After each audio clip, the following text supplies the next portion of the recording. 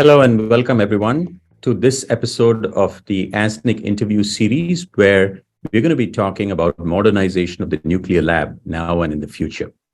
And it is my pleasure to introduce my co-interviewer, Mrin Shetty, who is the Advanced Cardiac Imaging Fellow from the Columbia University Irving Medical Center, and she's a member of our ASNC leadership program. I am Karthik Anand. I'm the director of the Nuclear Cardiology and PET Lab and the Echo Lab at Henry Ford Health System in Detroit, Michigan, and the current secretary of the American Society of Nuclear Cardiology. And today we're going to be interviewing our current president for the American Society of Nuclear Cardiology, Dr. Mouaz Al-Mallah, who is a professor of cardiology and director of the Cardiac PET Lab at the Houston Methodist DeBakey Heart and Vascular Center. Welcome, Mouaz and Mrin. Thanks for having me. Thank you.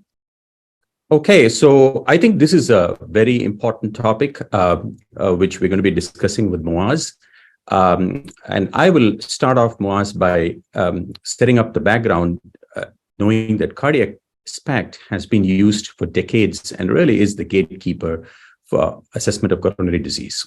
As labs are continuing to use their existing equipment, which seems to work well, why is it important that we should be revisiting our current lab equipment, software and hardware? And why should we be thinking about modernization?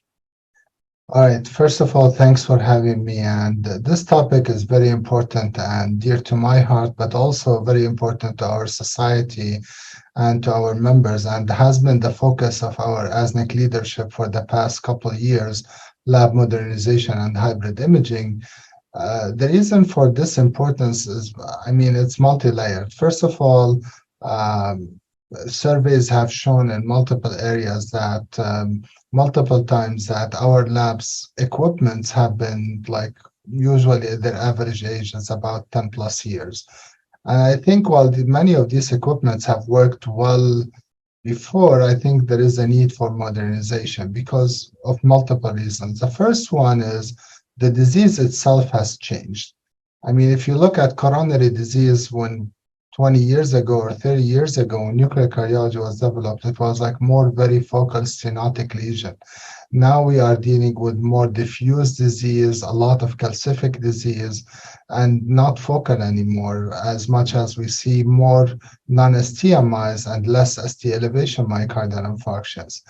So first of all, the disease has changed, but also the patients have changed. I'm practicing in Texas. I rarely see a BMI less than 30. While the technology worked very well with lean and not overweight and obese patients, now with the obesity pandemic, the diabetes increase in prevalence and everything else, I think the imaging of these patients become challenging with the older technology, and we have solutions to work for these patients. It's just they are not available in many labs. I think it's about time to utilize these solutions that have been developed over the past few years to adopt them in our labs and utilize them in the imaging of our patients, because that will help us develop better, image the patients better, get better image quality, better accuracy, and serve our patients better. So that's part of our patient first mission, which is using the right test for the right patient, but also done the right way, because we want to do the best test for these patients. So I think that's one of the main reasons why we want to modernize our labs, to better serve our patients who have changed, the disease have changed. I think we have new solutions that will help us get better quality. If we're going to continue to use 10 or 20 plus years old machines, these were not developed for the current kind of patients we are seeing or the current type of disease that we are seeing in our labs. Absolutely. That's a great point, Mouaz. Mrin? Some great points there, Dr. Al-Mallah. If a lab had to take the first step in upgrading their SPECT hardware, what would be the easiest step to implement in daily practice without implementing major cost? So improving quality of SPECT has been also something that ASNC has been paying a lot of attention to. And if you look, for example, at we put out the quality metrics for SPECT. How should SPECT be done? And a few things that you can just do very simple.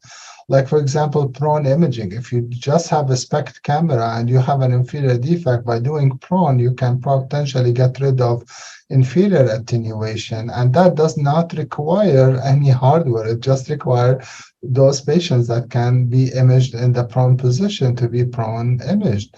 I think that's one easy way to do it.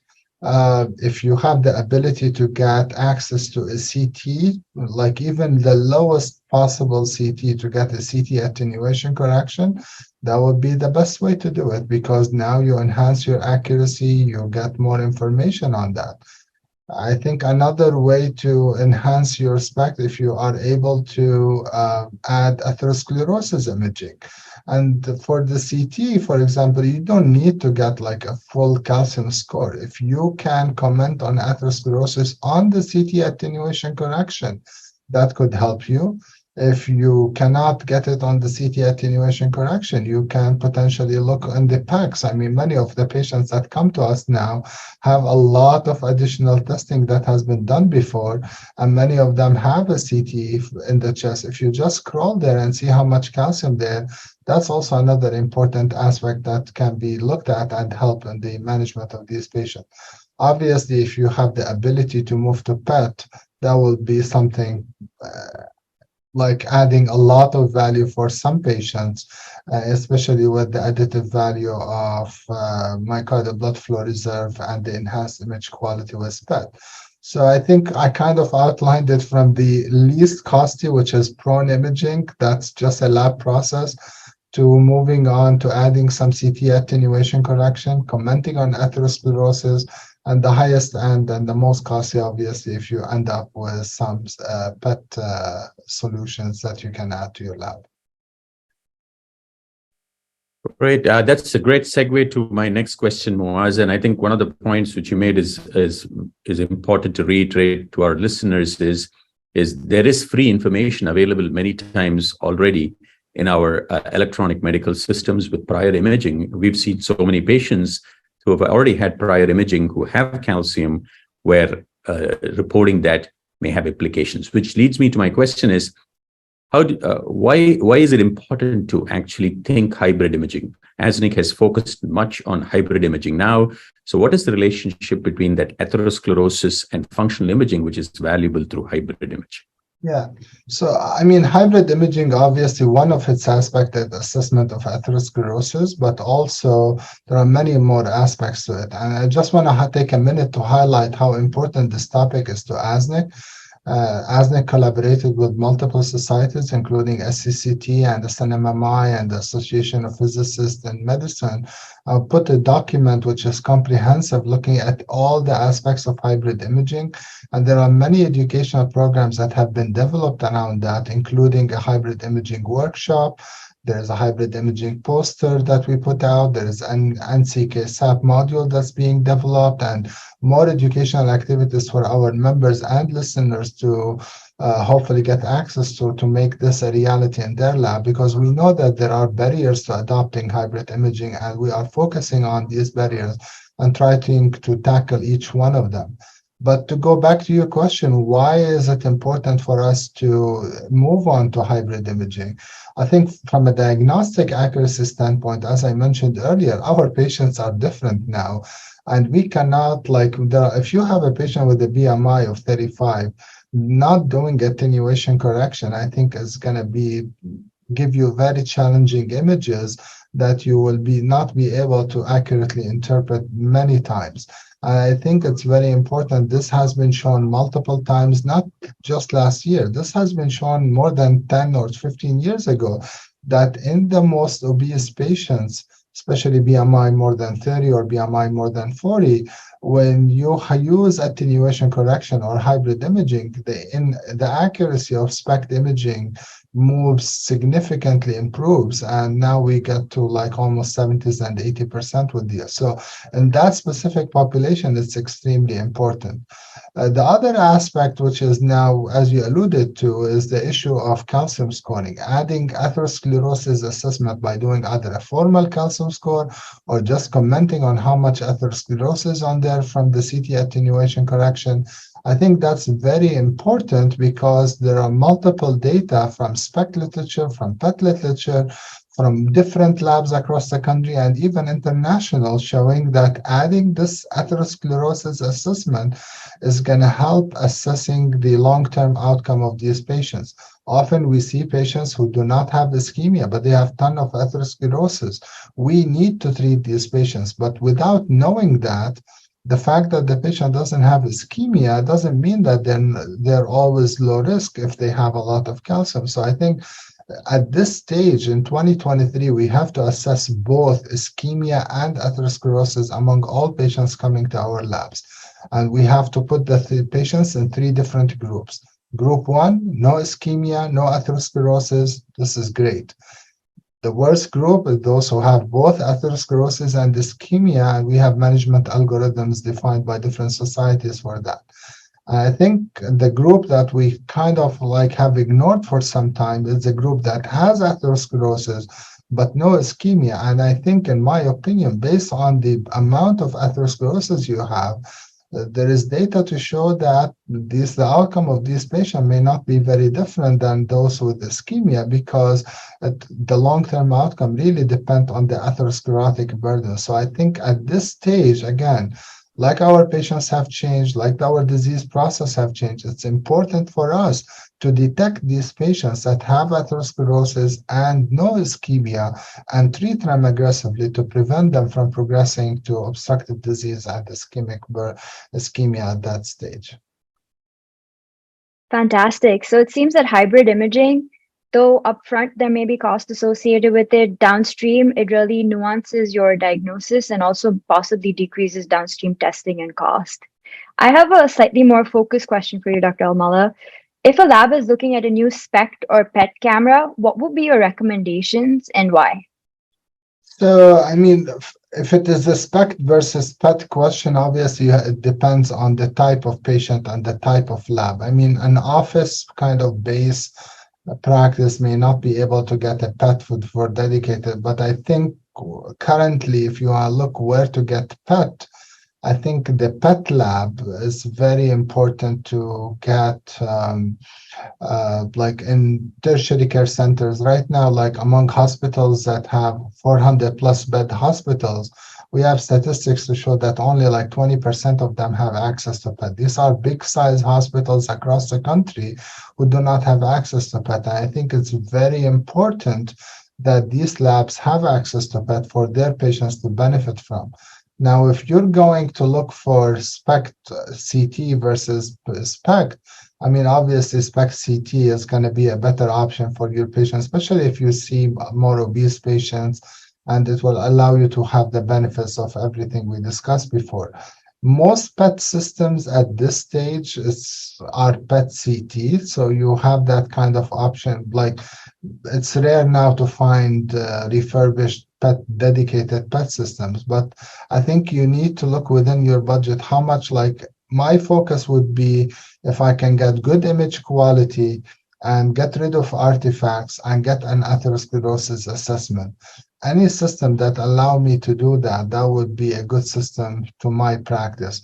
Now, SPECT versus PET is a different discussion, but I think if you're in a big tertiary referral center, if you are seeing a lot of heart failure patients, if you have a lot of like non-CAD patients, if you have a lot of obese patients, I think in that kind of practice, PET definitely have an edge for these kind of patients. If you do a lot of, if in your hospital there is heart transplant, if there are other things, I think PET becomes not an option, becomes a necessity for your lab.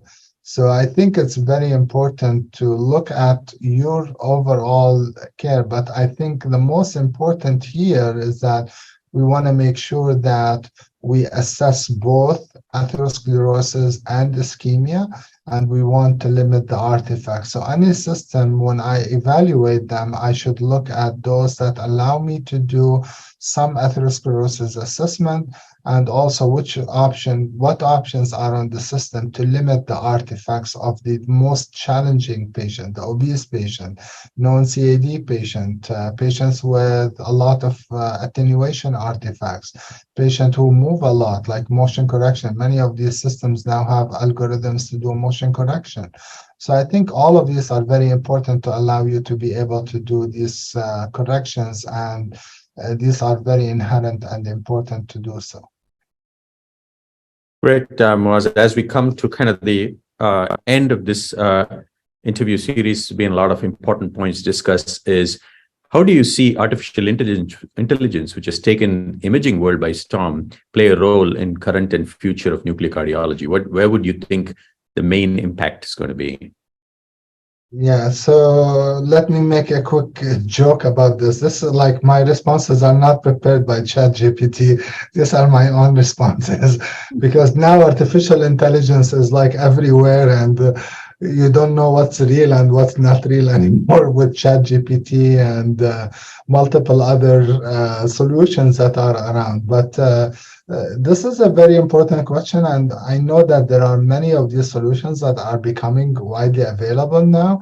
And I think it's very important to look at these. AI is very important for our field as well as for imaging. I just want to highlight a couple solutions that have been kind of coming out, and now, like one of them is FDA approved, which is to do virtual attenuation correction, and this is available from one vendor. And I think this is one software tool. We're utilizing AI to improve image quality, and I know there is more data coming out about this solution. I know many others are working on different similar solutions from different vendors. And I think it becomes very important for AI to kind of help us mitigate some of these artifacts that we have and help us get the best image quality. Because I know not everybody has the ability to get a new equipment, and maybe some of the solutions to modernize your labs may rely on utilization of some AI solutions.